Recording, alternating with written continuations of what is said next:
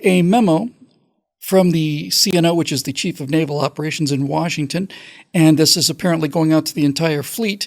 And here are some quotes in this order from the Chief of Naval Operations to the rest of the United States Navy.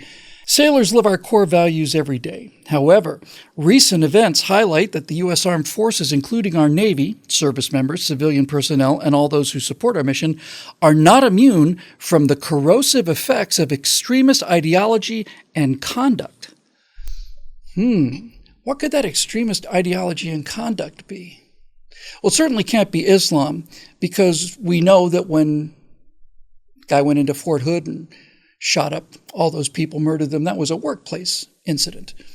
There were no Purple Hearts awarded. That was not a combat wound of anything. It was just a guy who just kind of had a bad day, I guess. So we know it can't be Islamic extremism. We certainly know it can't be things like Black Lives Matter, Occupy Wall Street, the destruction of property, the destruction of order, arson. No, we know that can't be it either.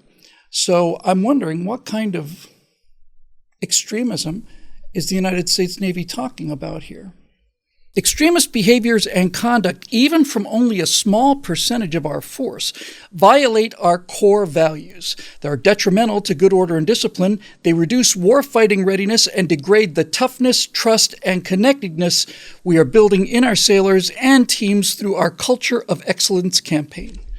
In that last sentence is encapsulated every single worthless, meaningless, virtue-signaling nothingness, this kind of pablum, this sort of regurgitated sense of cliches that we need to use at all times. If you really want to talk about a culture of excellence, you might want to look at what happened on October 25th, 1944, when a small group of destroyer escorts and destroyers escorting a bunch of paper-thin escort carriers turned and faced the entire might of the most powerful Japanese surface fleet assembled during the war. When one guy named Ernest Evans and a destroyer named USS Johnston was running from Yamato and other major battleships and cruisers and destroyers, 37 of them, something like that. Then USS Heermann turned around and USS Hull turned around, both destroyers, and even a destroyer escort named Samuel B. Roberts, half a destroyer, turned around. And these four paper-thin ships went and engaged and turned them away. That's what I would call the Navy's culture of excellence. But when I hear something like this from the current Chief of Naval Operations, what he's talking about when he says the culture of excellence is he's talking about things like diversity factors and inclusion and not so much readiness or preparedness, training, not so much aggressiveness, not so much courage, not so much honor, not so much integrity. Those are old-fashioned ideas that kind of sailed away with Ernest Evans and the Sammy B and all the rest of those people. Now we're talking about things like sustainability, inclusiveness, diversity. How green is our Navy?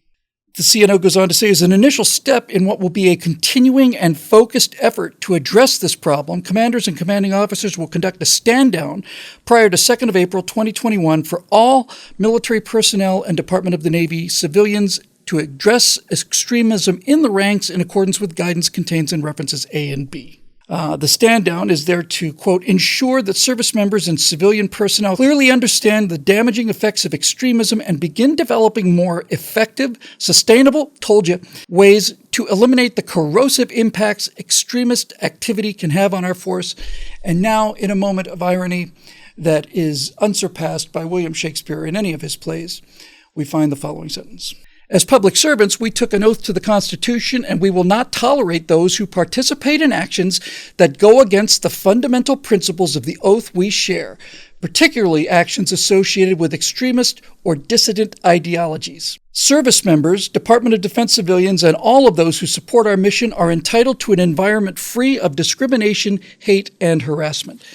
Now, I've read the Constitution. I've read the Constitution that every single naval officer swears an oath to protect and defend, and nothing in that Constitution, anywhere, is there a protection against harassment, hate, or any of those other things. There is, however, pretty clearly marked in the Constitution. In fact, I think so clearly marked that of all the amendments to the Constitution, they decided to put it first, was this idea of freedom of speech. So what the CNO is doing, what the Chief of Naval Operations is saying is the Navy, in its commitment to its constitutional responsibilities, will no longer tolerate any kind of free speech that anybody could consider harassing or hateful. See how that works? That's our Navy in action now. That's the modern Navy. But it gets better. At minimum, the stand down will include a group readministration and reaffirmation of the oath of office, oath of enlistment. Did I read that right? I don't know what else that could mean. I hope I'm wrong about this. Is the Chief of Naval Operations saying that every single member of the United States Navy is going to have to swear and re-swear their oath? The oath that they took to become either commissioned officers or enlisted personnel, the oath that they already swore, they're going to have to take that oath again? Why? Is there going to be a change to it? And if so, what is the change going to include? This is a mortal insult to anybody who's serving in the United States Navy.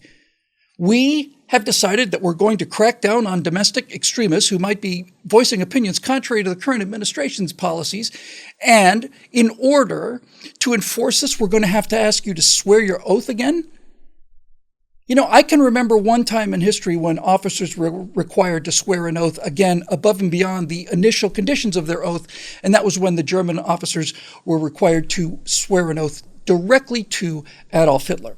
If you want to say that I just lost the argument by bringing the Nazis in, that's fine with me. I lose that argument all the time.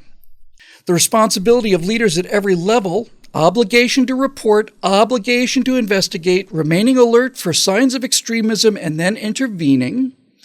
It also includes listening sessions focused on our core values, our culture of excellence, and the Task Force 1 Navy report.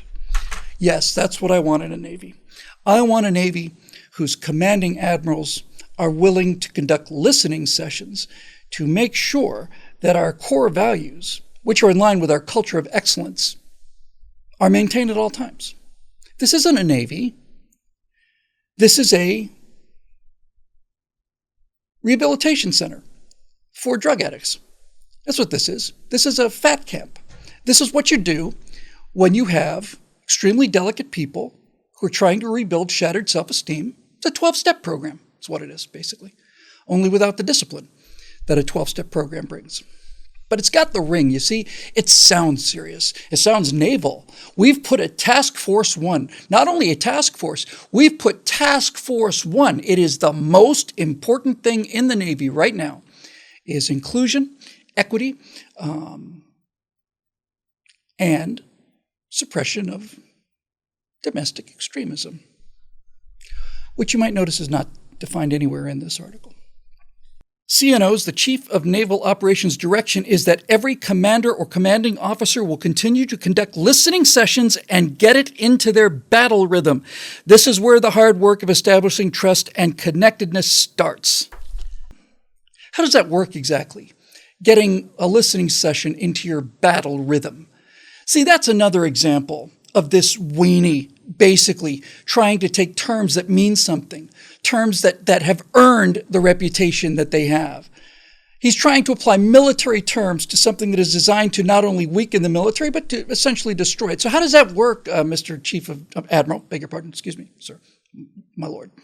How does that work? How do you work listening sessions into your battle rhythm? I'm very curious to see how that works. See, I've been aboard a U.S. Navy destroyer. I've been aboard USS Spruance, DDG 101, and I've been in the CIC on the Spruance. I've also been on board a nuclear submarine 600 feet below the surface of the Pacific Ocean, moving at 20 knots. I was on board USS Pasadena, and I saw how that submarine worked as well. I have been in the combat information centers of both a destroyer and a submarine in the United States Navy.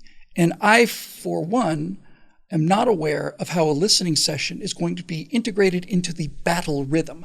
I can see a horrible world where it's something you do to take up the limited free time that sailors have and turn whatever moments of relaxation they might have gotten otherwise into some kind of harping, kind of lecturing Karen mega mart. But working it into your battle rhythm, how does that work? We're sitting here in the CIC. All of a sudden, we see backfire bombers coming in from the north. All of a sudden, they're launching cruise missiles at the fleet. They're calling vampire, vampire, 600 inbound cruise missiles. But you know what? The most important thing is to work in a listening session now into our battle rhythm, because we don't want to overstress the personnel. We don't want anybody to become too stressed. And we certainly don't want, at a moment like this, especially a moment like this with the missiles inbound, we don't want anyone's feelings to be hurt. So now is the time to really listen, and for the commanders to especially be careful not to issue commands in a kind of an abrupt or authoritarian or patriarchal manner. That's the most important thing. Just let those ships sink. Let those people die, as long as we do it politely. And as long as we do it with our eyes on the woke horizon, then that certainly would be the lesser of two evils.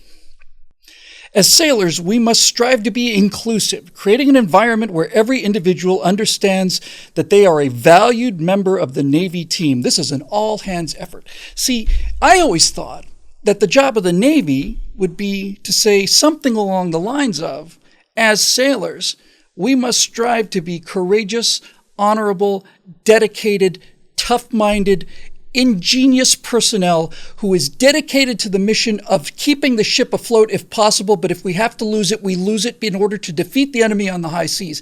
That's what the Navy should be talking about, in my humble opinion. That, to me, is the core Navy priority. If you're going to have task force number one for the United States Navy, if I were the Chief of Naval Operations, or the Secretary of the Navy for that matter, I would say that Navy Task Force 1 would be dedicated to the idea of making sure that every single naval combat vessel is at maximum readiness, maximum lethality, maximum efficiency, maximum morale, and will go out there and put enemy shipping or submarines at the bottom of the ocean where they belong.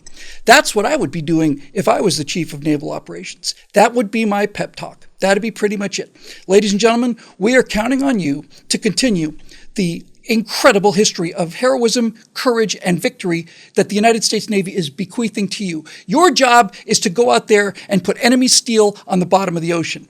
And if you need inspiration for this, I would remind you a quote from Admiral Halsey, who was remarkable man, had his faults, but nevertheless, when it came to really getting down a pithy answer to what the Navy's all about, it's going to be tough to beat Halsey. When he was asked if the United States Navy could share the Pacific with the Imperial Japanese Navy, Halsey said, well, of course we can share it with them. We'll take the top half and they can have the bottom. It concludes with, our Navy must be a shining example. Your Navy was a shining example of an organization centered on respect, inclusive of all. Respect in the Navy used to be earned by leadership. Respect in the Navy used to be determined by men like Ernest Evans, who pretty much single-handedly decided that he was going to sacrifice his own life, the life of his crew and his ship, in order to protect the 6 paper-thin escort carriers that had been entrusted to him to protect. That's what used to generate respect in the Navy. You'd earn the respect of the crew by leadership in such a way that gave you the impression that the captain was not only willing to share all of your risks and all of your hardships, but that furthermore, you were extraordinarily fortunate to have a captain who was so acutely aware of the situation, a captain who was so on the job, on the ball, on the spot, that you not only thought you were going to win, you knew you were going to win. That's what respect in the Navy used to be. You can demand respect all you want to, but my experience has been that whether you're in the Navy or not, anybody who says that we demand respect is somebody who's in for a rather big surprise. The United States military was the first institution in our culture to fully integrate after World War II. It was a directive issued by Harry S. Truman, over a significant amount of resistance, I might add. If there's any organization in the country or in the world that most effectively deals with people of diverse backgrounds, it's the United States Navy. Even more so than the Army or the Air Force or the Marines. If you're on a ship, you're out there for 6 months, and you don't have a place to go to get away from this kind of stuff. I was enormously pleased, relieved, and proud when I was on board both of those vessels that I mentioned earlier, to see that there was not, to me anyway, the slightest sign of any kind of difference between people other than their natural rank, and on a submarine, even that kind of goes away. Everybody on that submarine, everybody on board USS Pasadena looked like a piece of America. You found people of all different races, all different colors there, different religious, different economic backgrounds, and they're functioning as a team because they're driving a steel tube through the water 1,000 feet below the surface in front of 160 million watts of electrical power generated by decaying uranium. Up in the front of the boat are torpedoes designed to sink enemy vessels. This is not time to be looking at the guy next to you and saying, I wonder if this black guy can handle loading that torpedo thing, or I wonder if this white guy is going to save me if there's a fire on board the ship. That kind of thing doesn't exist in the Navy. And to make it exist for the sake of this public relations posturing and all of this other that is basically happening, is to degrade the Navy and to degrade the armed services. And I will close this with a very, very simple story that I heard from a lifelong CPO, Chief Petty Officer, a senior enlisted man in the United States Navy. I talked to him. He'd been in the Navy for 23, 24 years, and he said he's getting out. And I said, why? Well, he said, it used to be fun. I could probably just stop right there. It used to be fun. He said, what's not fun now? I asked, well, it used to be when you came into a port, you were granted liberty. Liberty means freedom. And that meant that if we arrived at port at 6 o'clock on a Friday evening and we're sailing at 8 a.m. on a Monday morning, we'd better be back on the ship by 8 a.m. But what happened between these two time periods was entirely our own. If we wanted to spend money like drunken sailors, that's what we could do. We could spend money and we could get drunk. It's not like that anymore. Really? This was a bit of a shock for me. He said, nope. Now, when you go to shore leave, it's no longer liberty. There are certain hotels that you're required to check in at. You can't just stay anywhere you want to. There are places that are off limits, and you have to basically call in every few hours. That's basically what the Navy's become. And this was 5 years ago. I've said it before, and I'll say it again. The sword of America, the defensive military capability of the United States, is unmatched anywhere in the world and continues to be. And our adversaries, domestic and foreign, all know that in a straight-up fight with any member of the U.S. Armed Forces, especially the United States Navy, a well-commanded Navy commanded by officers and enlisted personnel who are determined to win the fight will win the fight and win it decisively. And if you cannot break that sword, then all you have to do is weaken the sword arm and weaken the will to use it, because the most magnificent sword in the world is utterly useless if the person wielding it is a 98-pound weakling filled with neuroses and who hates himself.